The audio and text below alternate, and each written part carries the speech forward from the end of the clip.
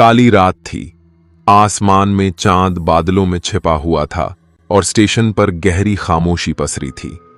Platform पर इक्का दुक्का लोग थे, जिनके चेहरों पर सफर की थकान और चिंता झलक रही थी। ट्रेन आधे घंटे लेट थी, लेकिन जब आई थी तो किसी ने ध्यान नहीं दिया कि उसका एक डिब्बा बाकी डिब्बों से थोड़ा अलग था। पुराना, धुंधला और कुछ अजीब सा। टिकट एक सामान्य स्लीपर कोच का था, लेकिन जब वह चढ़ा तो डिब्बा अंदर से पूरी तरह खाली था। न कोई सहयात्री, न कोई रोशनी, केवल एक पीली बल्ब की टिमटिमाहट और बंद खिड़कियों से आती सीलन की बू। लेकिन सफर लंबा था, तो बैठ गया और मन ही मन सोचा कि शायद यह कोच कम भीड़ वाला है, जो अच्छा ही है। लेकिन जैसे जैसे ट्रेन ने गति पकड़ी, डिब्बे की सर्द हवा और घनघनाती खामोशी खलने लगी। खिड़कियों से बाहर देखने पर केवल काली रात और कभी कभार पेड़ों की परछाइयां दिखती थीं, जैसे वो भी किसी डर से भाग रही हों। कुछ देर बाद उसने महसूस किया कि सामने की सीट पर कोई बैठा है, लेकिन जब ध्यान से देखा तो सीट खाली थी। आंखें मिचमिचाकर फिर देखा, कुछ भी नहीं था। उसने खुद को समझाया कि नींद की वजह से भ्रम हो रहा है, लेकिन वो आभास बार बार हो रहा था। कोई चल रहा है, कोई धीमे स्वर में कुछ बुदबुदा रहा है, जैसे कोच में कोई और भी हो, पर आंखों से दिखाई नहीं देता।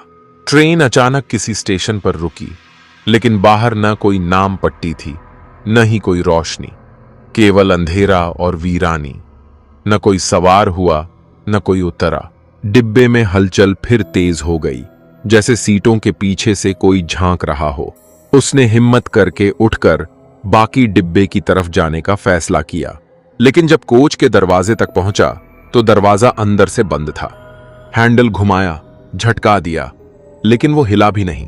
लगा जैसे किसी ने जानबूझकर बंद कर दिया हो। वापस अपनी सीट पर आ गया और मोबाइल निकाला। कोई नेटवर्क नहीं।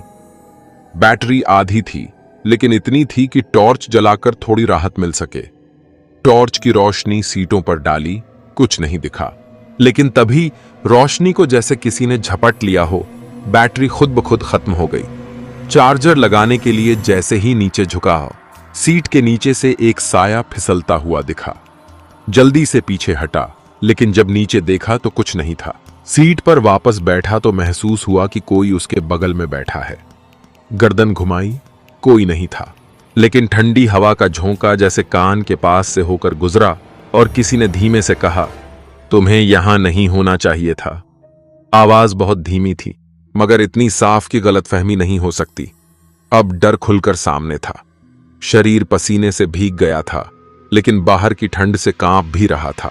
दरवाजे के पास कुछ सरसराहट हुई, जैसे कोई झोला घसीट रहा हो। उसने देखा, वहां एक परछाई झुकी हुई थी, लेकिन चेहरा नहीं दिख रहा था। आंखें फाड़ कर देखा तो वो परछाई धीरे धीरे उसकी ओर आने लगी। डर से गला सूख गया, आवाज नहीं निकल रही थी। परछाई अब कुछ ही कदम दूर थी। तभी ट्रेन अचानक झटका खाकर रुक गई और सारा डिब्बा एक पल के लिए रोशनी से भर गया। लेकिन तब तक परछाई गायब हो चुकी थी।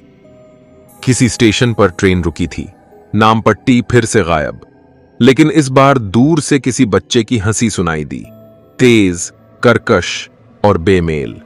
वो हंसी फिर डिब्बे के भीतर भी गूंजने लगी, जैसे कोई बच्चा सीटों के ऊपर दौड़ रहा हो। लेकिन जब ऊपर देखा तो कोई नहीं था। डर अब हद पार कर चुका था। वो चिल्लाना चाहता था, लेकिन गले से आवाज ही नहीं निकल रही थी। बैठा रहा, आंखें मूंद लीं, लेकिन हंसी रुक नहीं रही थी। थोड़ी देर बाद सब कुछ शांत हो गया। न आवाज, न रोशनी, न कोई आहट, केवल दिल की धड़कन और चलती ट्रेन की धीमी गूंज। अचानक बगल की सीट पर कुछ गिरने की आवाज आई।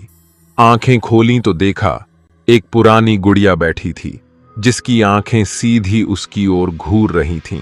उसने वो गुड़िया कभी नहीं देखी थी, न ही वो वहां थी जब वो चढ़ा था। तभी गुड़िया की एक आंख से लाल बूंद टपकी, खून की, और फिर ट्रेन ने सीटी मारी और अंधेरे में फिर चल पड़ी।